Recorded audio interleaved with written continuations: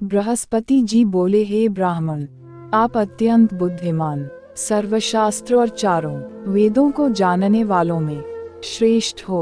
हे प्रभु, कृपा कर मेरा वचन सुनो। चैत्र, आश्विन और आषाढ़ मास के शुक्ल पक्ष में नवरात्र का व्रत और उत्सव क्यों किया जाता है? हे भगवान, इस व्रत का फल क्या है? किस प्रकार करना उचित है? और पहले इस व्रत को किसने किया, सो विस्तार से कहो। बृहस्पति जी का ऐसा प्रश्न सुनकर ब्रह्मा जी कहने लगे कि हे बृहस्पति, प्राणियों का हित करने की इच्छा से तुमने बहुत ही अच्छा प्रश्न किया। जो मनुष्य मनोरथ पूर्ण करने वाली दुर्गा, महादेवी, सूर्य और नारायण का ध्यान करते हैं, वे मनुष्य धन्य हैं। यह नवरात्र व्रत संपूर्ण कामनाओं को पूर्ण करने वाला है। इसके करने से पुत्र चाहने वाले को पुत्र, धन चाहने वाले को धन, विद्या चाहने वाले को विद्या और सुख चाहने वाले को सुख मिल सकता है।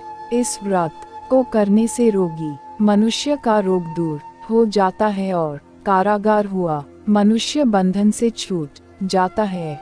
मनुष्य की तमाम आपत्तियां दूर हो जाती हैं और उसके घर में संपूर्ण संपत्तियां आकर उपस्थित हो जाती हैं। बंधिया और काक बंधिया को इस व्रत के करने से पुत्र उत्पन्न होता है।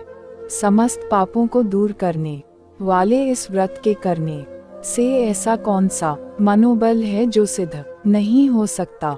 जो मनुष्य और अलभ्य मनुष्य देह को पाकर भी नवरात्र का व्रत नहीं करता, वह माता पिता से हीन हो जाता है, अर्थात उसके माता पिता मर जाते हैं और अनेक दुखों को भोगता है।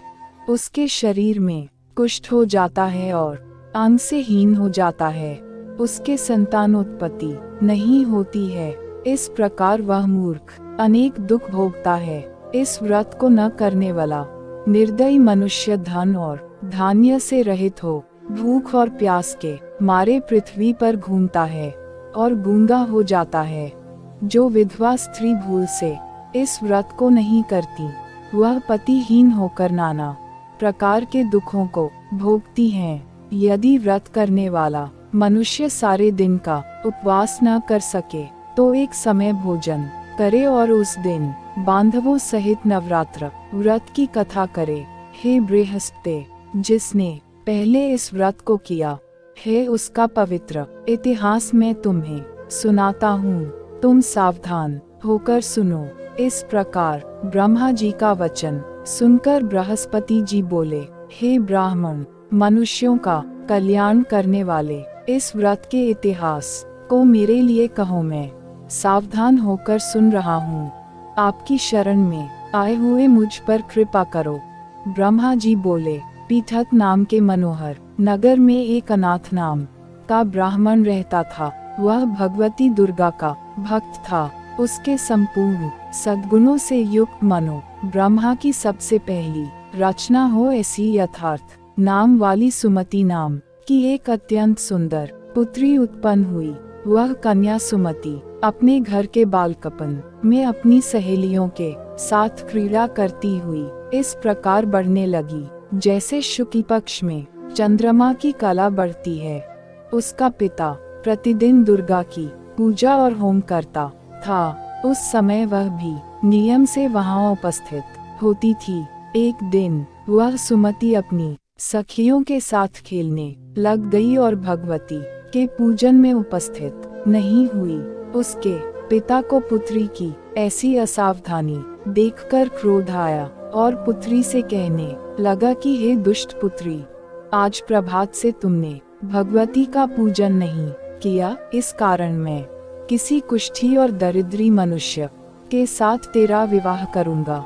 इस प्रकार कुपित पिता के वचन सुनकर सुमति को बड़ा दुख हुआ और पिता से कहने लगी कि हे पिताजी, मैं आपकी कन्या हूँ। मैं आपके सब तरह से अधीन हूँ। जैसी आपकी इच्छा हो वैसा ही करो। राजा, कुष्ठी अथवा और किसी के साथ जैसी तुम्हारी इच्छा हो मेरा विवाह कर सकते हो, पर होगा वही जो मेरे भाग्य में लिखा है। मेरा तो इस पर पूर्ण विश्वास है। मनुष्य जाने कितने मनोरथों का चिंतन करता है, पर होता वही है जो भाग्य में विधाता ने लिखा है। जो जैसा करता है उसको फल भी उस कर्म के अनुसार मिलता है, क्योंकि कर्म करना मनुष्य के अधीन है, पर फल दैव के अधीन है।